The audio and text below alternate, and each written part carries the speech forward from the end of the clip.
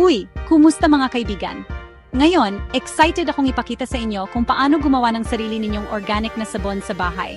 Eco-friendly ito, masaya at bonggang pangregalo sa sarili at sa mga mahal sa buhay. Tara, simulan na natin. Una, pag-usapan natin ang mga sangkap. Kakailanganin natin ng olive oil, coconut oil at shea butter bilang base oils. Maganda ang mga ito sa balat at nakakatulong para maging creamy ang sabon. Sunod, kailangan natin ng lye. Importante ito sa proseso ng saponification na nagtuturn ng oils into soap. At panghuli, distilled water at ang paborito ninyong essential oils para mabango. Mahilig ako sa lavender at eucalyptus, nakaka-relax kasi. Ngayon, ingat muna tayo. Magsuot ng gloves at pangproteksyon sa mata kapag humahawak ng lye dahil delikado ito. Mas maganda rin kung gagawa tayo nito sa lugar na mahangin. Handa na ba kayo? Sige, ituloy natin.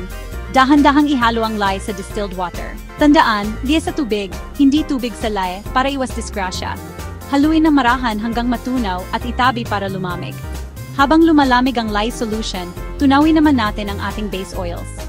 Sa isang malaking kaldero, pagsamahin ang olive oil, coconut oil at shea butter. Initin ito sa mahinang apoy hanggang matunaw at maghalo. Hintayin lumamig hanggang maging kapareho ng temperatura ng lye solution. Ito na ang exciting part. Dahan-dahang ibuhos ang lye solution sa oils habang patuloy na hinahalo. Makikita ninyo na unti-unti itong kakapal. Gamitin ang stick blender para i-mix hanggang maging light trace. Dapat maging kasing kapal ng pudding. Kapag nakuha na ang tamang kapal, ihalo na ang essential oils para mabango. Haluin mabuti at ibuhos sa soap mold.